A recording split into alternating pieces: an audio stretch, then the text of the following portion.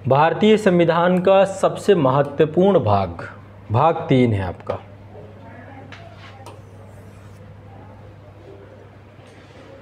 तो आज के सेशन से हम लोग अब भाग 3 प्रारंभ करेंगे, फंडामेंटल राइट।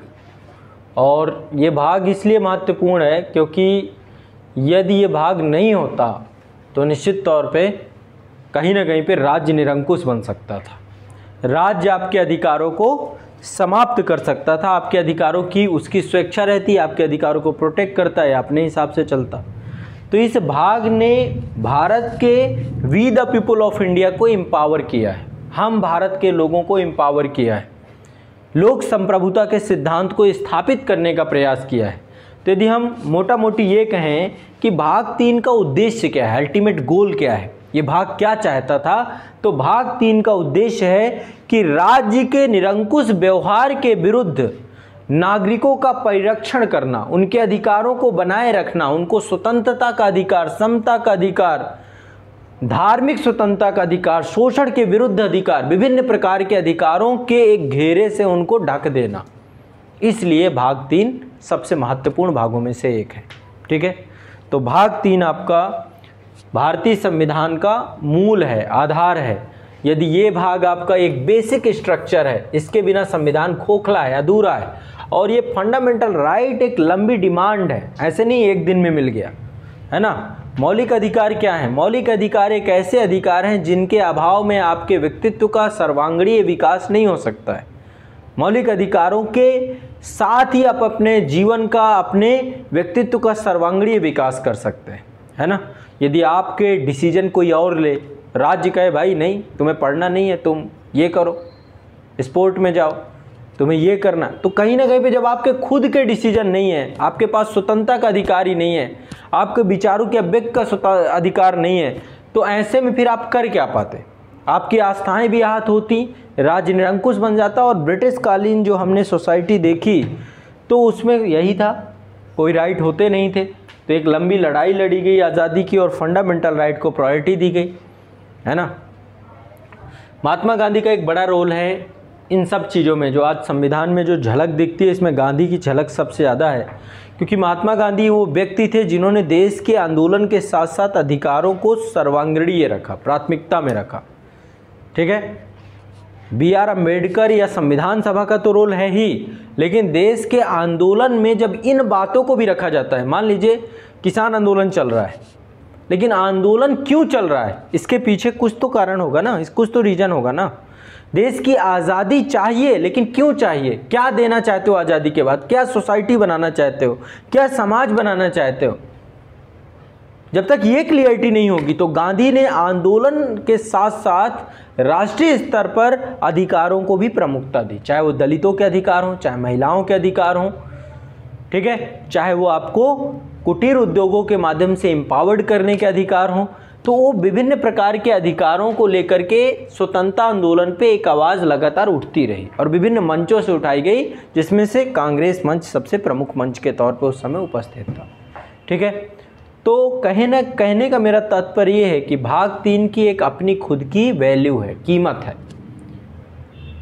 है ना। यही कीमत है जो हमारे देश को लोकतांत्रिक रूप देती है, राज्य को पूरी तरीके से क्या करती है, राज्य के विरुद्ध आपको संरक्षण प्रदान करती है। राज्य कोई भी मनमानी नहीं कर सकता, ये सबसे इम्पोर्टेंट है। और इसी भाग को भारतीय संविधान का मूल माना जा सकता है। पूरा संविधान सिर्फ और सिर्फ भाग 12 से लेकर के भाग 35 तक के प्रावधानों को सुरक्षित करने के लिए ही बना हुआ है। यदि ये आर्टिकल नहीं होते तो फिर शायद भारतीय संविधान बहुत खोखला हो गया होता। ठीक है, तो चलिए कुछ चीज़ें पहले लिखिए, फिर इसके बाद क्रम से डिस्कस करेंगे। ठीक है, लिखिए, भारतीय संविधान का भाग 3 मौलिक अधिकारों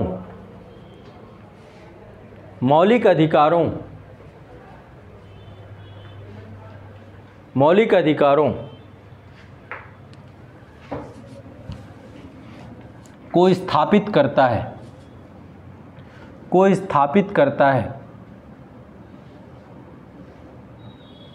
भाग 3 का संपूर्ण उद्देश्य भाग 3 का संपूर्ण उद्देश्य राज्य के निरंकुश व्यवहार के विरुद्ध, राज्य के निरंकुश व्यवहार के विरुद्ध, राज्य के निरंकुश व्यवहार के विरुद्ध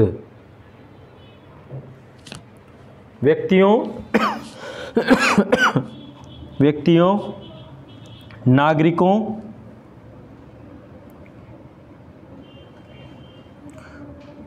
को परिरक्षित करना, का परिरक्षण करना, नागरिकों का परिरक्षण करना तथा स्वतंत्रता का अधिकार प्रदान करना है, तथा स्वतंत्रता का अधिकार प्रदान करना है। तो मूल अधिकार आपके राज्य के विरुद्ध हैं, राज्य के लिए नकारात्मक है, राज्य की शक्ति को सीमित करने का प्रयास करते हैं और व्यक्ति की शक्ति को बढ़ाने का प्रयास करते हैं।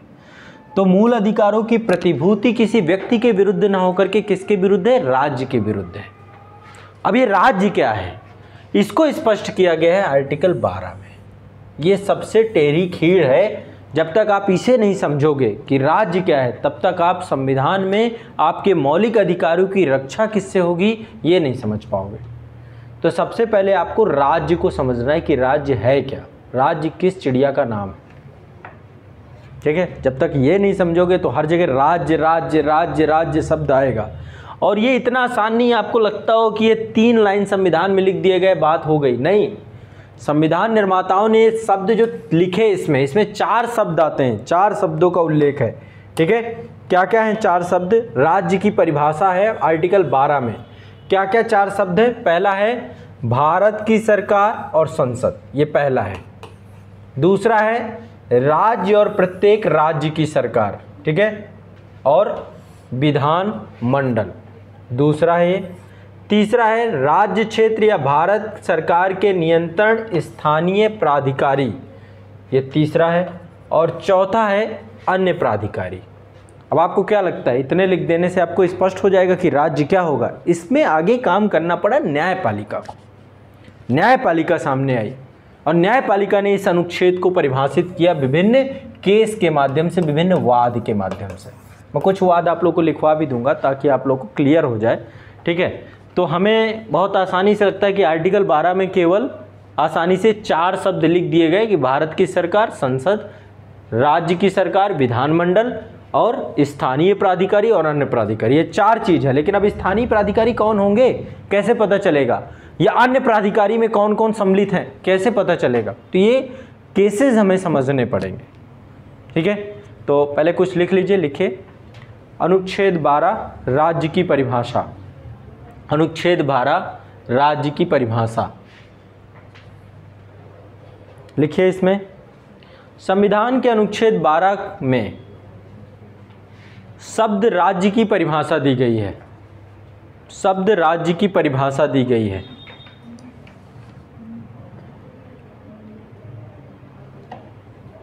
शब्द राज्य में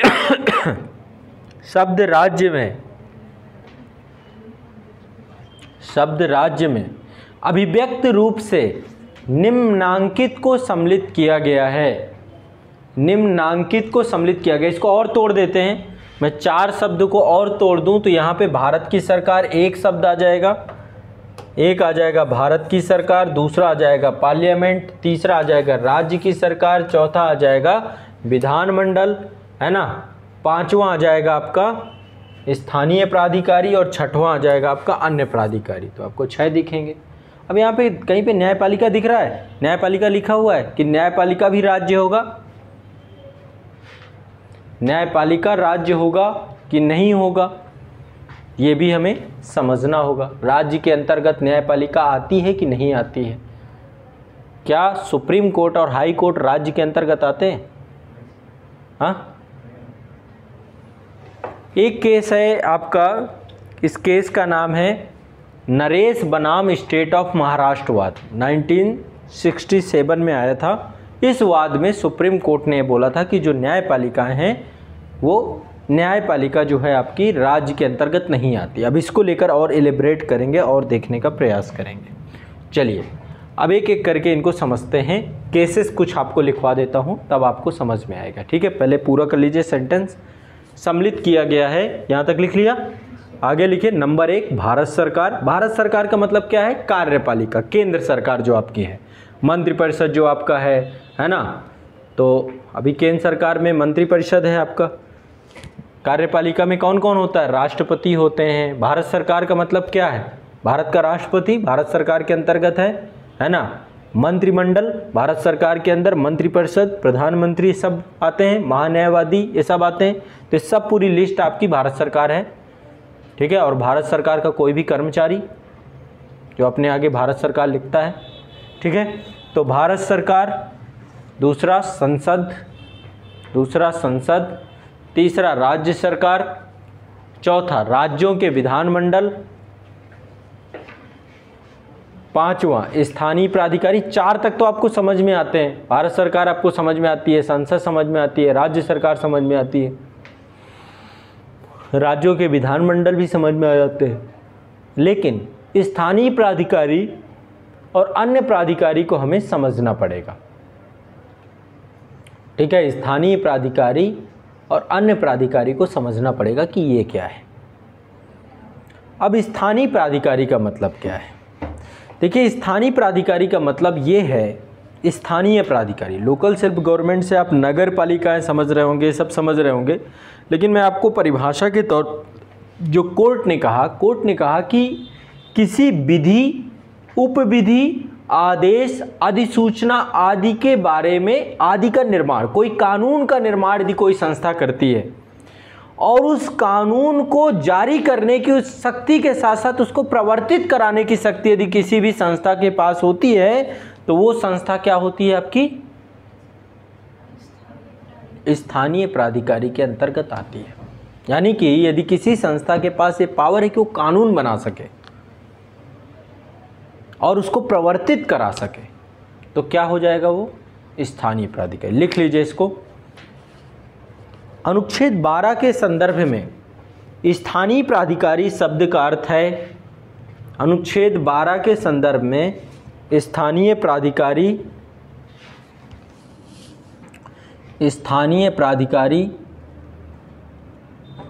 शब्द का अर्थ है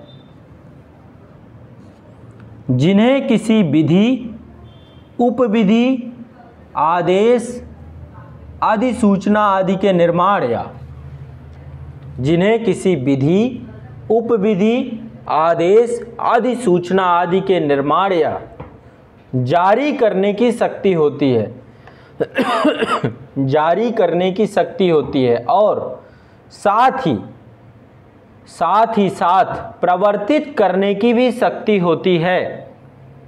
देखो, जो आपका मौलिक अधिकार का चैप्टर है ना, यहाँ पे न्यायपालिका के हर पक्ष को समझना जरूरी है। जब तक हम न्यायपालिका को नहीं समझेंगे तब तक हम पूरे कोई भी सेक्शंस को, कोई भी अनुच्छेद को सही से नहीं समझ पाएंगे। इसलिए हम कोशिश करेंगे कि जहाँ पर भी न्यायपालिका के द्वारा कुछ कहा गया है, कुछ वाद दिए गए हैं, मैं उस व्यू पॉइंट से पढ़ाऊँगा। यानी कि ये जो सेशन होगा ना, आपके सिविल सर्विसेज के लिए तो इम्पोर्टेंट है ही है, लेकिन आप यदि जुडिशियल एग्जाम भी देंगे ना तो ये कॉन्स्टिट्यूशन काम आ जाएगा। मैं इस लेवल में आपको पढ़ा रहा हूँ कि जुडिशरी में भी आपको क्या, जुडिशियल सर्विसेज होती हैं, चाहे वो आरजीएस का एग्ज़ाम हो, हाई कोर्ट के द्वारा एग्ज़ाम लिए जाते हैं, पीसीएसजे होते हैं, पब्लिक सर्विस कमीशन लेता है, तो उन एग्ज़ाम में आपका केसेस पूछे जाते हैं। वहाँ पे केस का महत्व तो सबसे ज़्यादा है। सिर्फ क्लॉज से मतलब, आर्टिकल से मतलब, सेक्शन से मतलब भर नहीं है, बल्कि उस सेक्शन पे कोर्ट का क्या इंटरप्रिटेशन था, कोर्ट ने किस तरीके से उसको क्या किया, स्पष्ट किया, कैसे उसे व्याख्यापित किया, वो चीज़ हमें स्पष्ट करनी जरूरी होती है। तो मेरा प्रयास यही रहेगा कि मैं आपको इस पूरे पर्टिकुलर सेशन पे इसको स्पष्ट करता हुआ चलूं कि कोर्ट के भी क्या क्या चीज़ें कोर्ट ने स्पष्ट किए हैं, क्या डायरेक्शंस दिए हैं, क्या गाइडलाइन दिए हैं, किस तरीके से उन्होंने संविधान को परिभाषित किया है, ये चीज़ें हम देखेंगे। ठीक है, तो कहाँ तक हो गया आपका? किसी विधि, उपविधि, आदेश, अधिसूचना आदि के निर्माण या जारी करने की शक्ति होती है और साथ ही साथ उसे प्रवर्तित करने की भी शक्ति होती है, यानी उसे लागू कराने की भी शक्ति होती है। क्या हो जाएगा वो? ठीक है, आगे लिखिए नेक्स्ट। यदि किसी भी प्राधिकारी को ऐसी शक्ति प्राप्त होती है यदि किसी प्राधिकारी को ऐसी शक्ति प्राप्त होती है तो वह राज्य की परिभाषा के अंतर्गत आता है, तो वह राज्य की परिभाषा के अंतर्गत आता है, वह राज्य की परिभाषा के अंतर्गत आता है। स्थानीय प्राधिकरण के अंतर्गत, स्थानीय प्राधिकरण के अंतर्गत नगर पालिकाएं, जिला बोर्ड, नगर पालिकाएं, जिला बोर्ड, ग्राम पंचायत, पंचायत समिति,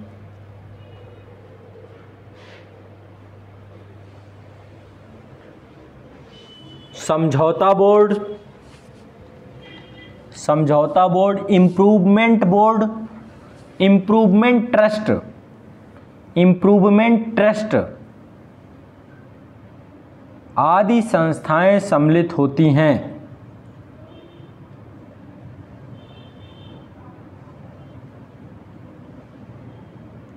आदि संस्थाएं सम्मिलित होती हैं।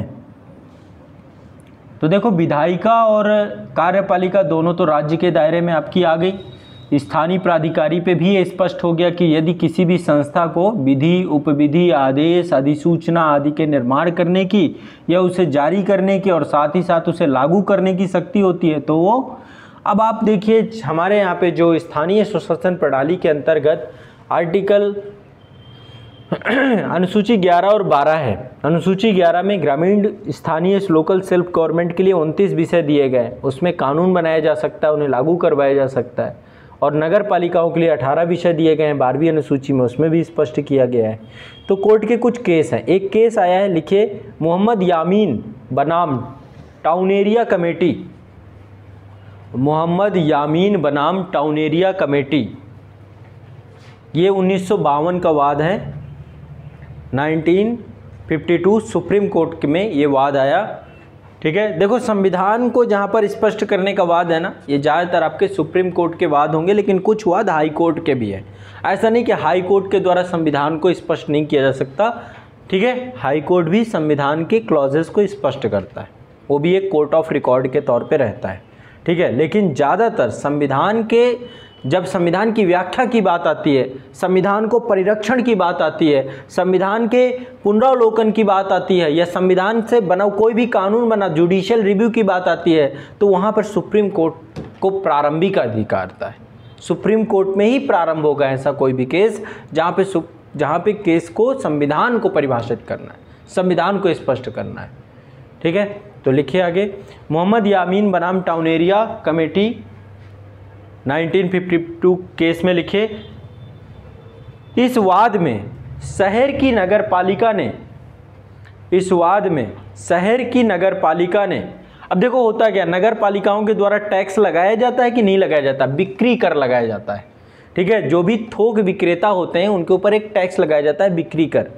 तो अब चूंकि ये कर लगाया गया, ये कर ऐसे तो लगाया नहीं जा सकता। भारत में कोई भी कर लगाना है, सृजन करना है, उसका उत्पादन करना, उसके लिए कानून बनाना पड़ेगा। बिना कानून के कोई भी कर भारत में नहीं लगाया जा सकता, कोई भी टैक्स नहीं वसूला जा सकता।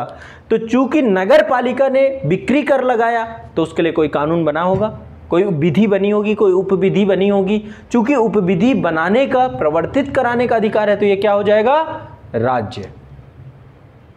ठीक है, किसमें स्पष्ट किया, मोहम्मद यामीन बनाम टाउन एरिया कमेटी वाद में। तो यही बात लिखिए, नगर पालिका ने थोक विक्रेताओं के ऊपर एक निश्चित दर से थोक विक्रेताओं के ऊपर एक निश्चित दर से बिक्री कर लगाया, बिक्री कर लगाया। नगर पालिका का ऐसा अधिकार एक उपविधि के अंतर्गत प्राप्त था।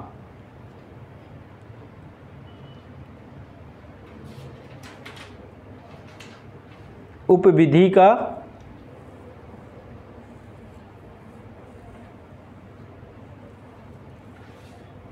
के अंतर्गत प्राप्त था। तो सुप्रीम कोर्ट ने नगर पालिका को आर्टिकल 12 के अंतर्गत राज्य माना, राज्य माना।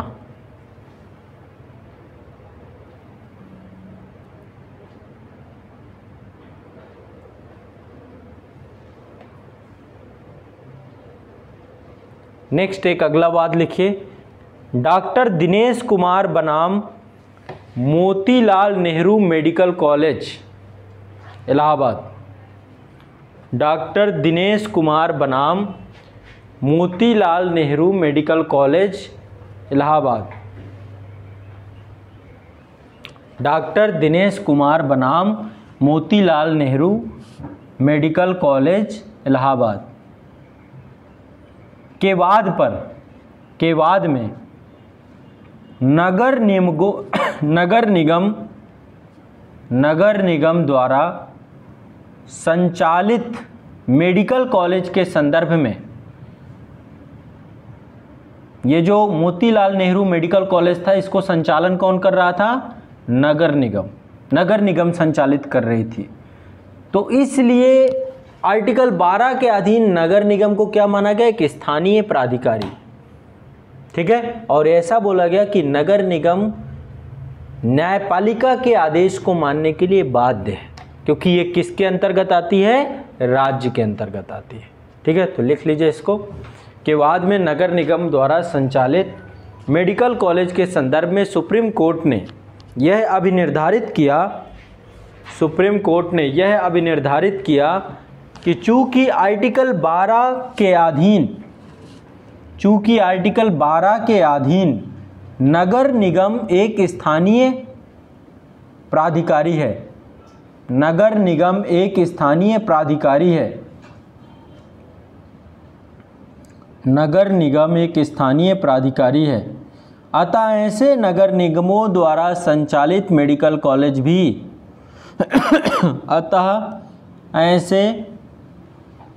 नगर निगमों द्वारा संचालित मेडिकल कॉलेज भी आर्टिकल 12 के अंतर्गत न्यायालय के आदेश मानने के लिए बाध्य हैं। आर्टिकल 12 के अंतर्गत न्यायालय के आदेश मानने के लिए बाध्य हैं। एक और केस लिख लीजिए,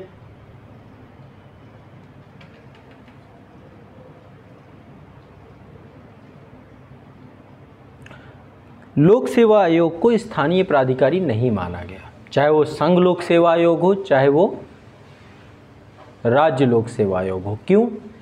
सुप्रीम कोर्ट ने कहा कि ये दोनों पावर प्राप्त करते हैं, किससे? राज्य सरकार से और केंद्र सरकार से। ना कि ये खुद कानून बनाते, विधियां बनाते, बल्कि इनको खुद विधियां कानून बना के स्थापित किया गया, संविधान के द्वारा स्थापित किया गया है, तो ये राज्य के अंतर्गत नहीं आते। तो एक केस है आपका केशव बनाम लोक सेवा आयोग, केशव बनाम लोक सेवा आयोग, वाद 1950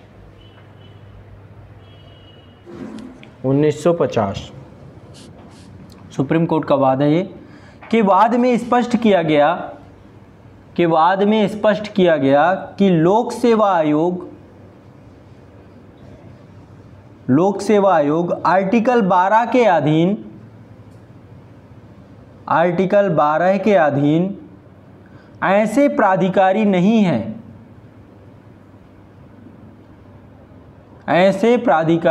हैं, क्योंकि लोक सेवा आयोग आर्टिकल 12 के अधीन ऐसे प्राधिकारी नहीं हैं, क्योंकि लोक सेवा आयोग को अपनी सिफारिशों अथवा निर्णयों को क्रियान्वित करवाने की शक्ति प्रदान नहीं की गई है। अपनी सिफारिशों अथवा निर्णयों को क्रियान्वित करवाने की शक्ति प्रदान नहीं की गई है। लोक सेवा आयोग द्वारा प्रस्तुत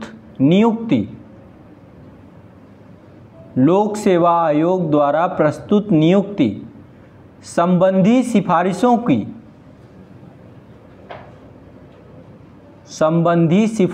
की क्रियान्विति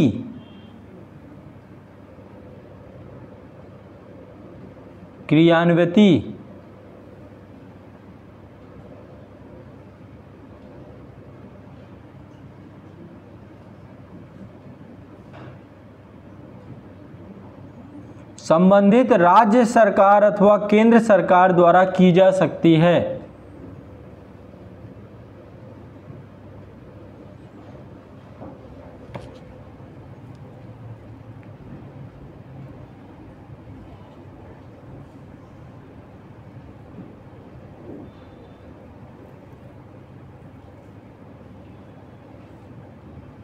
ठीक है, ये हो गए आपके स्थानीय प्राधिकारी और उसके कुछ मैंने केसेस आपको लिखवा दिए। अब अगला डाल लीजिए अन्य प्राधिकारी। अन्य प्राधिकारी के लिए कोर्ट ने क्या कहा। एक बड़ा फेमस केस है,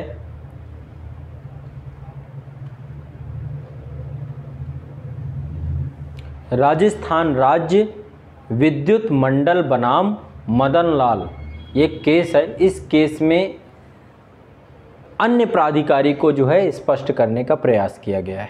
ठीक है, तो लिख लीजिए अन्य प्राधिकारी क्या हैं, फिर इसके बाद इसको मैं इस केस को आपको अभी लिखवा दूंगा। लिखिए, अन्य प्राधिकारी या निकायों से तात्पर्य, अन्य प्राधिकारी या निकायों से तात्पर्य यह है कि जो विधियों के क्रियान्वयन के लिए निर्णय कर सकते हों, जो विधियों का निर्माण ना करें, उन्हें प्रवर्तित करने, बल्कि उनके क्रियान्वयन के लिए निर्णय दे दिया जाए, उनको पावर दे दिया जाए। ठीक है, अन्य प्राधिकारी या निकायों से तात्पर्य यह है कि जो विधियों के क्रियान्वयन के लिए निर्णय कर सकते हों, जो विधियों के क्रियान्वयन के लिए निर्णय कर सकते हों, या नियमों विनियमों का निर्माण कर सकते हों, या नियमों विनियमों का निर्माण कर सकते हों, और सरकारी तथा अर्ध सरकारी कार्य करते हुए आदेश जारी कर सकते हों, और सरकारी तथा अर्ध सरकारी कार्य करते हुए आदेश जारी कर सकते हों, सरकारी या अर्ध सरकारी कार्य करते हुए आदेश जारी कर सकते हों।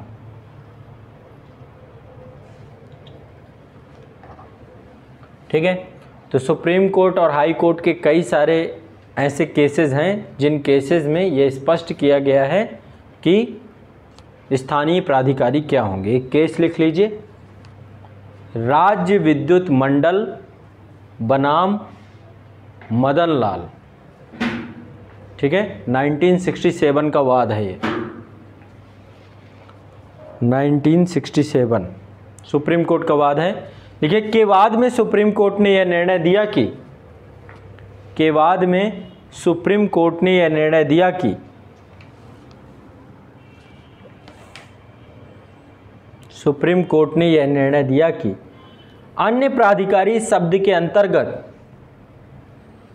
अन्य प्राधिकारी शब्द के अंतर्गत वे सभी प्राधिकारी सम्मिलित हैं जो संविधान या किसी कानून द्वारा सृजित किए गए हों, जो संविधान द्वारा या किसी कानून द्वारा सृजित किए गए हों, और जिन्हें विधि द्वारा शक्तियां प्रदान की गई हों, जिन्हें विधि द्वारा शक्तियां प्रदान की गई हों।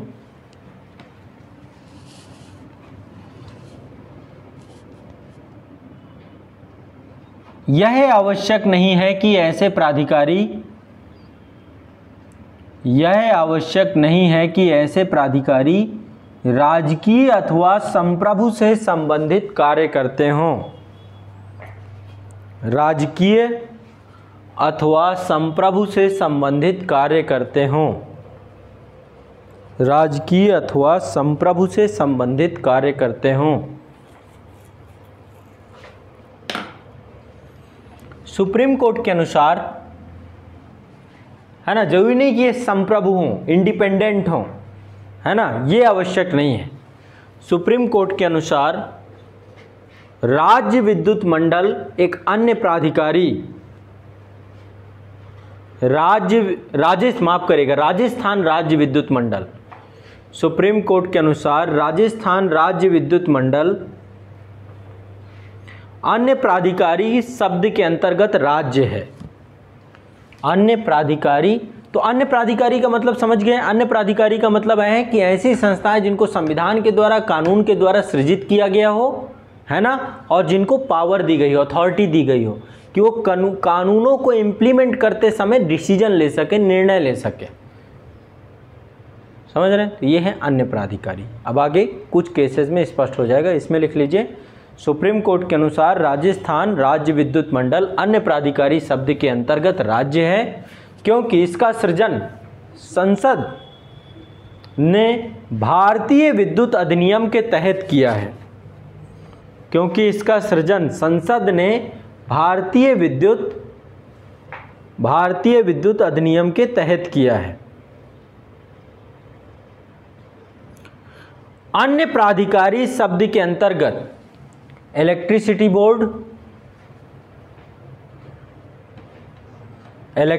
बोर्ड,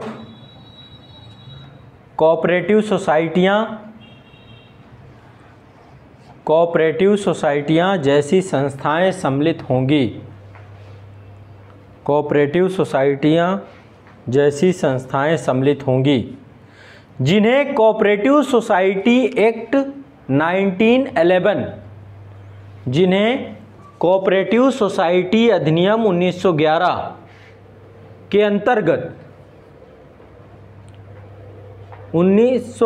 के अंतर्गत उपविधियां बनाने की शक्ति प्राप्त है।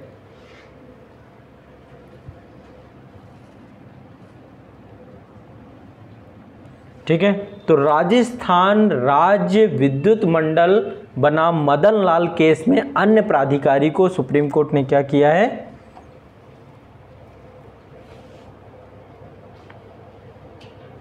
ठीक है, एक और वाद लिख लीजिए, सुखदेव सिंह बनाम भगत राम। सुखदेव सिंह बनाम भगत राम वाद 1975। ये भी सुप्रीम कोर्ट के द्वारा जो है इस मुद्दे को, इस निर्णय को, LIC हो गई आपकी, कई संस्थाएं, LIC हो गई, ONGC हो गई, ठीक है, जीवन बीमा निगम, कारखाना वित्त निगम, प्राकृतिक गैस आयोग, इस सभी आयोगों को क्या बोला? ये भी राज्य हैं। क्यों राज्य हैं?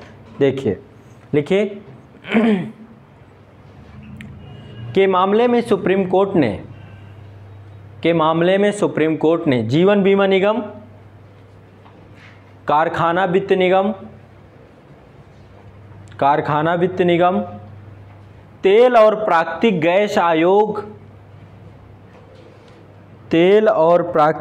आयोग तीनों को, जो कि निगम संविधि के अंतर्गत सृजित हैं, तीनों को जो कि निगम संविधि के अंतर्गत सृजित हैं,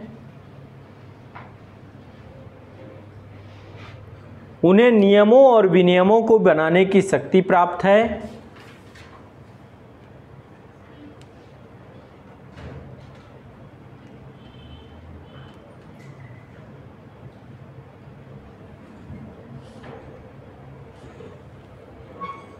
नियमों और विनियमों को बनाने की शक्ति प्राप्त है।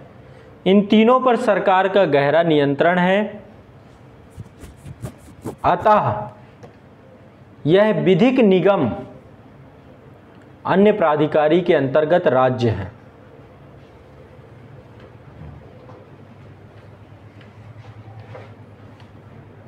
अन्य प्राधिकारी के अंतर्गत राज्य हैं।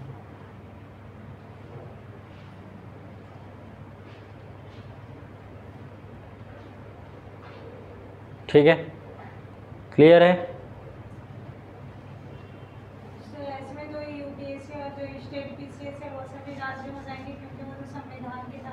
संविधान के तहत बनाए गए, लेकिन उनको नियम और विनियमन बनाने की ऐसी कोई शक्ति नहीं है। वो सेंट्रल गवर्नमेंट के द्वारा जो कानून बना दिया गया, जब भी कोई यूपीएससी में कानून चेंज कुछ भी होता है तो डीओपीटी है, सीसैट हटाना है, रखना है, क्या नियम होने चाहिए, क्या प्रणाली होनी चाहिए। तो जब वो काम कौन कर रहा है? ऊपर अथॉरिटी कर रही है, तो इस संस्था को क्यों राज्य माने? ये जरूरी है कि उसके पास कुछ पावर तो हो, समझ रहे हैं? तो ये कोर्ट के द्वारा दिए गए अपने खुद के, अब ये कोर्ट को आप चैलेंज करना है तो एक डाल दो पिटीशन आप भी, फिर कोर्ट आपको बताएगा। समझ रहे हैं? कोर्ट ने क्या कहा कि ये चूंकि राज्य सरकार और केंद्र सरकार के द्वारा इन संस्थाओं को निर्देशित किया जाता है, उनके निर्देशों के अनुसार काम करते हैं, तो इनको राज्य क्यों माने? इसलिए उनको राज्य के दायरे, जैसे कोर्ट ने खुद को नहीं माना राज्य, न्यायपालिका राज्य के दायरे से बाहर है। क्यों? क्योंकि नियम बनाने का हमारा कोई कार्य ही नहीं। ये काम तो विधायिका का है। जरूर संस्थान किसने बनाया? संविधान ने बनाया। हम तो परिभाषित कर रहे हैं जी, ठीक है। तो न्यायपालिका ने अपने आप को वहां से बाहर कर लिया, ठीक है, क्लियर है। तो अब देखो ये जो निगम हैं, अभी जो मैंने निगमों की बात की, निगमों के बारे में कई सारे मामले हैं कि निगम राज्य हैं या नहीं हैं, निगमों की राज्य की श्रेणी में लाना चाहिए कि नहीं लाना चाहिए, चाहे वो कोई भी निगम हो, चाहे LIC हो, चाहे कुछ भी हो। तो न्यायाधीश मैथ्यू थे, और न्यायाधीश मैथ्यू जब ये सुखदेव सिंह बनाम भगत सिंह वाद आया, जिसमें LIC, ONGC, IFC इन सभी संस्थाओं को जो है राज्य की श्रेणी में लाके खड़ा कर दिया गया, तो न्यायाधीश मैथ्यू के द्वारा ये कहा गया कि देखिए राज्य एक अमूर्त संस्था है। कैसी संस्था है? जो दिखाई नहीं देती है।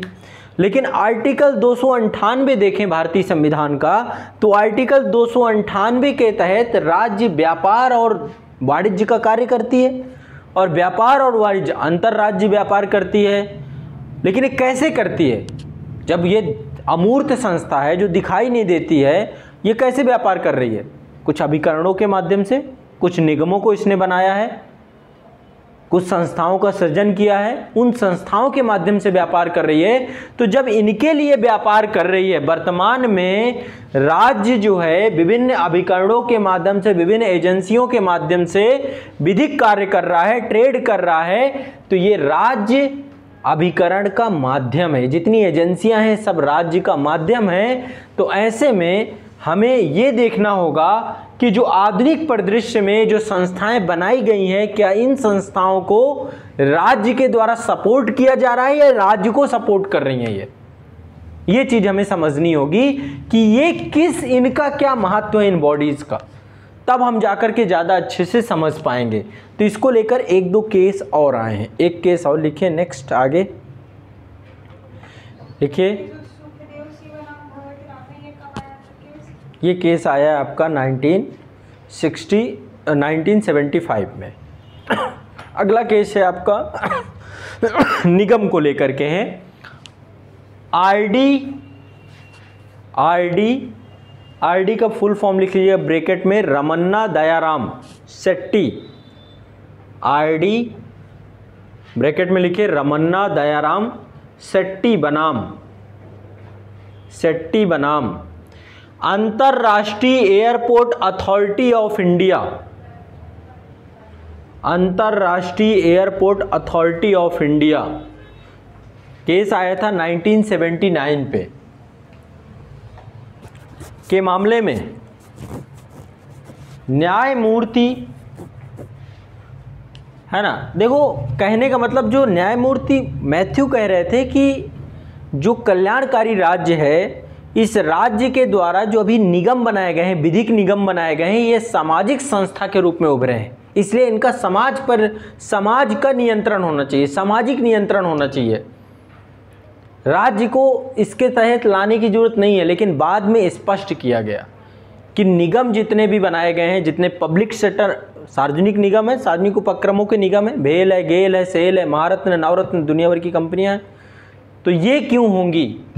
राज्य, ठीक है। उसके लिए उन्होंने 5-6 क्लॉज बताए कि 5-6 चीज़ें यदि किसी कंपनी में हैं, इसका मतलब ये राज्य है, ठीक है। क्या है क्रम से लिखते हैं।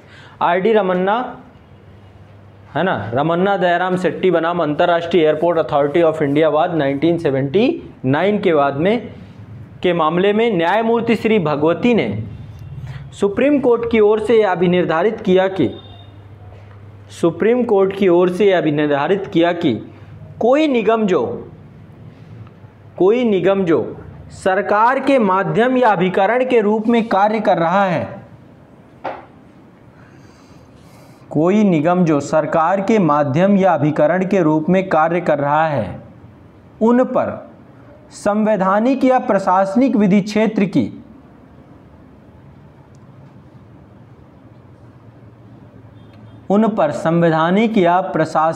क्षेत्र की वे सभी सीमाएं लागू होती हैं।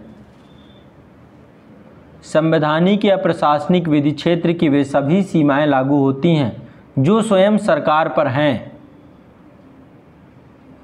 जो स्वयं सरकार पर हैं,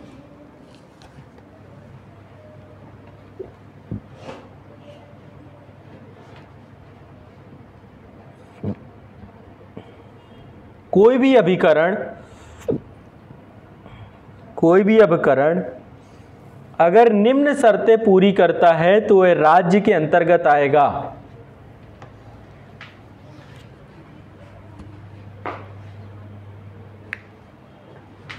वह राज्य के अंतर्गत आएगा। नंबर 1, पहला, निगम की संपूर्ण अंश पूंजी सरकार द्वारा धारित हो। निगम की संपूर्ण अंश पूंजी सरकार द्वारा धारित हो, है ना। यदि पूरा का पूरा पैसा गवर्नमेंट का लगा है तो ये क्या दिखाता है, किस बात का द्योतक है कि निगम सरकार का अभिकरण है या माध्यम है ना। तो आगे लिख लीजिए, यदि निगम की संपूर्ण पूंजी, संपूर्ण अंश पूंजी या पूरा शेयरधारिता गवर्नमेंट के पास हो, सरकार द्वारा धारित है, तो यह इस बात का द्योतक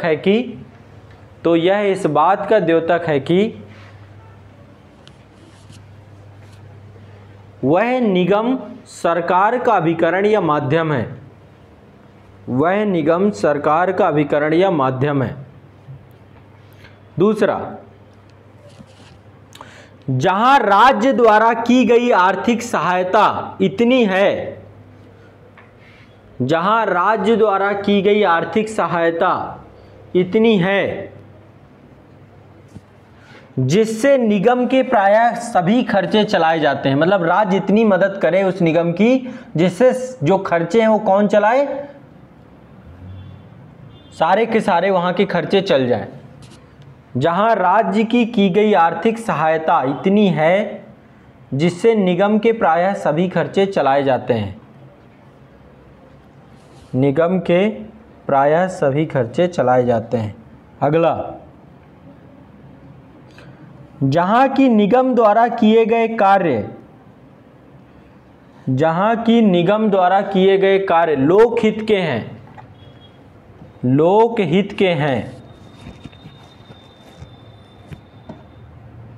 एवं ऐसे कार्य सरकारी कार्य से संबंधित हैं। अगला, जहां कोई शासकीय विभाग निगम को हस्तांतरित किया गया है, जहां कोई शासकीय विभाग निगम को हस्तांतरित किया गया है,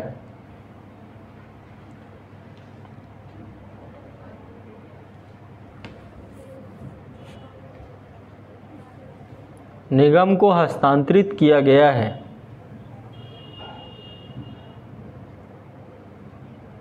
ठीक है, कितने पॉइंट हो गए, एक अंतिम पॉइंट लिखिए। जहां निगम को राज्य द्वारा एकाधिकार प्रदान किया गया है, जहां निगम को राज्य द्वारा एकाधिकार प्रदान किया गया है, एकाधिकार मतलब उसकी मोनोपोली क्रिएट कर दी है पर्टिकुलर क्षेत्र में। उपरोक्त प्रकार के निगमों को सरकार का अभिकरण या माध्यम माना जाएगा। यानी सारे निगम क्या माने जाएंगे, आर्टिकल 12 के अंतर्गत राज्य, ये भी राज्य के अंतर्गत है। अब इसको लेकर कुछ वाद हैं। पहला है यूपी वेयर हाउसिंग कारपोरेशन बनाम विजय नारायण वाद। लिख लो, कुछ केसेस हैं, सब चीज़ें आपको किताबों में नहीं मिलेंगी। आप यदि सोचें कि आप लक्ष्मीकांत में मिल जाएगा, यहाँ मिल जाएगा, कहीं नहीं मिलेगा। ठीक है, यूपी वेयर हाउसिंग कारपोरेशन बनाम विजय नारायण वाद। यूपी वेयर हाउसिंग कारपोरेशन बनाम विजय नारायण वाद 1980 में आया था ये मामला। के मामले में उच्चतम न्यायालय ने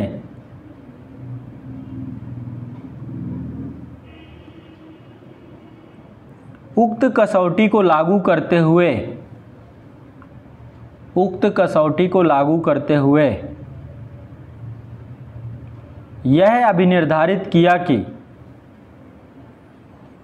उत्तर प्रदेश राज्य भंडार निगम राज्य है।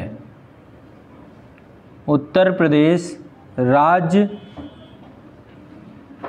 भंडार निगम राज्य है, क्योंकि उसकी स्थापना एक अधिनियम के द्वारा की गई है। वह राज्य के नियंत्रण और स्वामित्व में है।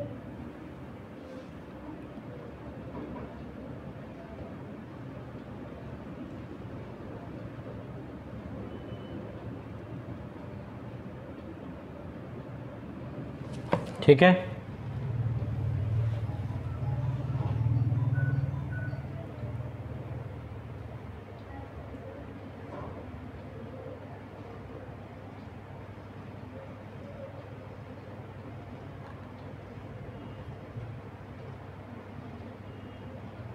अगला लिखिए,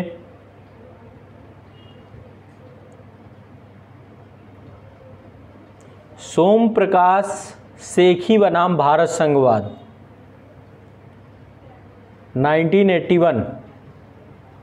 सोम प्रकाश सेखी बनाम भारत संघवाद 1981 के मामले में सुप्रीम कोर्ट ने उपरोक्त परीक्षण को निर्धारित करते हुए उपरोक्त परीक्षण को अभिनिर्धारित करते हुए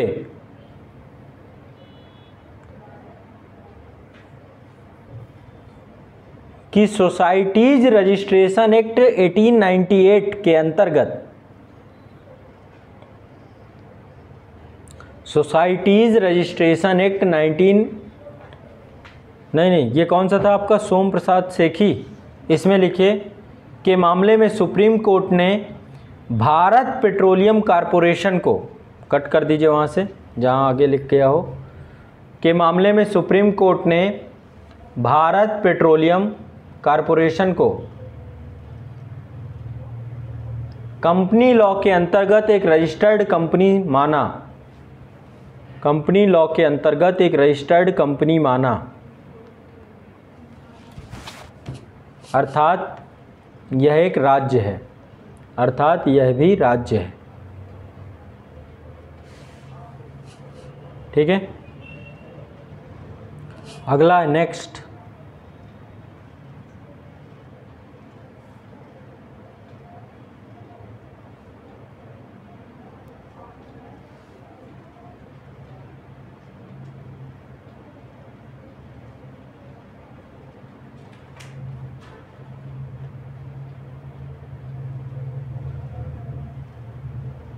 MC मेहता बनाम भारत संघवाद।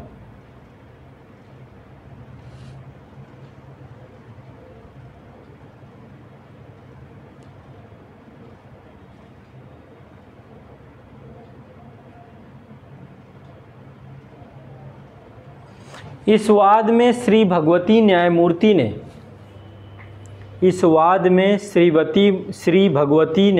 ने गैर सरकारी कंपनी को भी राज्य के अंतर्गत शामिल करने के लिए तर्क दिए। गैर सरकारी कंपनी को भी राज्य के अंतर्गत शामिल करने के लिए तर्क दिए।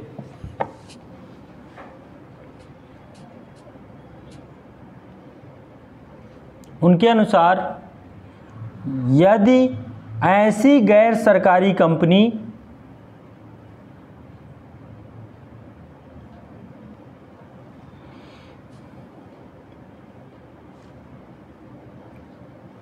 लोक प्रकृति के कार्य कर रही हो, लोक प्रकृति के कार्य कर रही हो,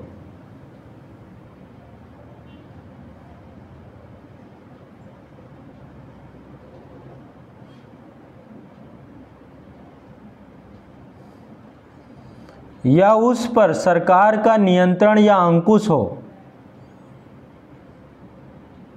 या उस पर सरकार का नियंत्रण या अंकुश हो, तो उसे राज्य की श्रेणी में रखा जाना चाहिए, है ना। तो कोई भी गैर सरकारी कंपनी, कोई ट्रस्ट है, कोई NGO है, लोक प्रकृति का कार्य कर रहा है और सरकार का नियंत्रण यदि उसमें है तो भी राज्य के अंतर्गत माना जाएगा। नेक्स्ट अगला एक और मामला लिखिए, अखिल भारतीय सैनिक स्कूल कर्मचारी संघ। अगला केस है अखिल भारतीय सैनिक स्कूल कर्मचारी संघ बनाम रक्षा मंत्री व अध्यक्षवाद 1989।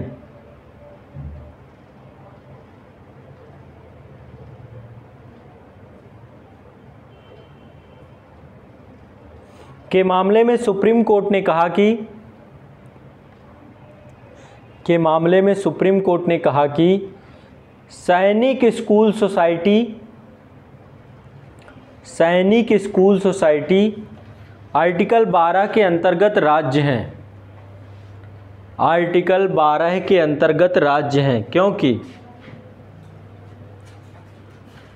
इनके समस्त खर्चे जो सैनिक स्कूल होते हैं वो भी राज्य के अंतर्गत हैं।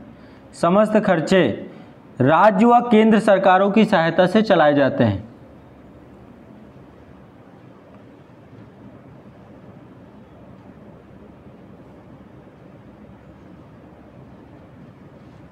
ठीक है, यानी कि ये किसके नियंत्रण में है? सरकारी नियंत्रण में है।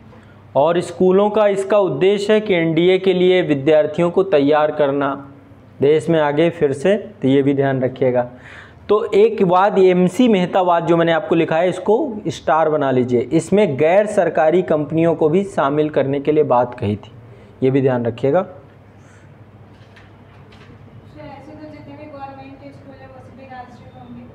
बिल्कुल होंगे, सभी राज्य होंगे। गवर्नमेंट स्कूल जितने भी हैं सब राज्य हैं, वहाँ पे कोई भी आगे इसका बेनिफिट आपको कब मिलेगा? जब आप अब आर्टिकल 14 पढ़ोगे, समता का अधिकार, वहाँ पे कोई भेदभाव नहीं होगा। जितने भी राज्य हैं ये भेदभाव नहीं करेंगे, है ना। यहाँ पे ये सब आर्टिकल 14, 15, 16, 17 जो राज्य की परिभाषा के अंतर्गत हमें स्पष्ट हो गया, वहाँ पे ये भेदभाव उन्मूलन नहीं हो सकता।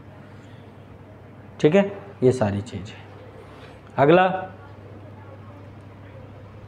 अब देश की रक्षा में बहुत सारे लोग काम कर रहे हैं। क्या देश का जो डिफेंस मंत्रालय है या भारत सरकार के नियंत्रण में काम करने वाले जितने भी प्राधिकारी हैं, क्या ये सारे आपके राज्य के अंतर्गत आते हैं? क्या लीगल फंक्शनैलिटी, देश का रक्षा का कार्य, तो जितना भी डिफेंस है ये भी सब राज्य के अंतर्गत आता है, ये भी राज्य है। ठीक है, आगे नेक्स्ट लिखिए, अगली हेडिंग डालिएगा, भारत सरकार के नियंत्रण व कार्य करने वाले प्राधिकारी। भारत सरकार के नियंत्रण में कार्य करने वाले प्राधिकारी। देखिए, भारत सरकार के नियंत्रण में रहने वाले प्राधिकारी का अर्थ है, प्राधिकारी का मतलब क्या है? जो भारत सरकार के अंतर्गत है। भारत सरकार के अंतर्गत रहने वाले प्राधिकारी का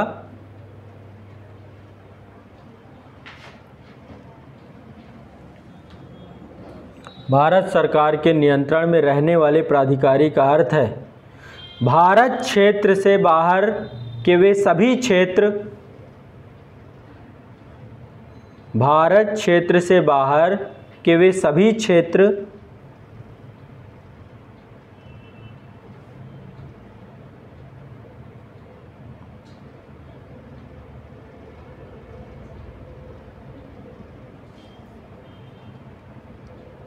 जो भारत के नियंत्रण में हैं।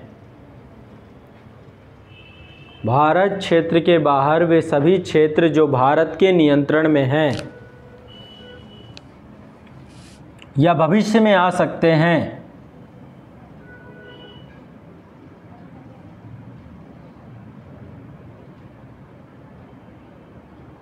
इन क्षेत्रों में रहने वाले प्राधिकारियों के विरुद्ध भी मूलाधिकार उपलब्ध होते हैं। जैसे एम्बेसीज हैं आपकी, है ना, कई जगह पे हमारे जो एम्बेसी होती है, जैसे अमेरिका में भारत की एम्बेसी जो होगी वो भारत का हिस्सा है, वहाँ पे भारत का कानून चलेगा एम्बेसी के अंदर। अमेरिका की एम्बेसी यहाँ पर है तो वहाँ पे अमेरिका का कानून चलेगा एम्बेसी के अंदर। जो एम्बेसी होती हैं, जितने भी उच्चायुक्त होते हैं, जितने भी दूतावास बने होते हैं, सारे दूतावास उस देश के अधिकार क्षेत्र में आते हैं।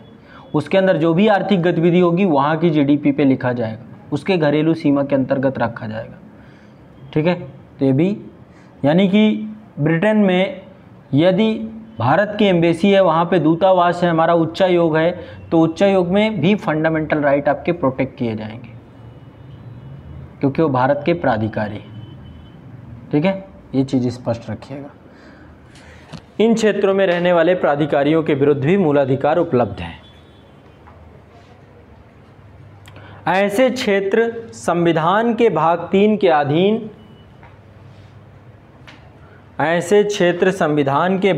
के अधीन और इन क्षेत्रों के निवासी भी मूलाधिकारों का दावा कर सकते हैं।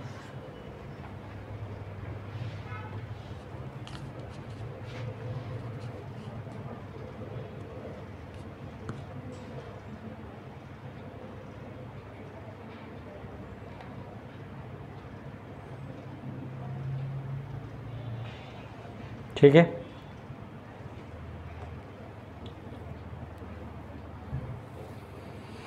तो भारत के सुप्रीम कोर्ट ने आर्टिकल 12 की क्या की है, विस्तृत व्याख्या की है। ठीक है, ये व्याख्या भी आगे और हम देखेंगे। आज के लिए इतना ही रखते हैं। कल जो है मैं आपको फंडामेंटल राइट आपके प्रारंभ करूंगा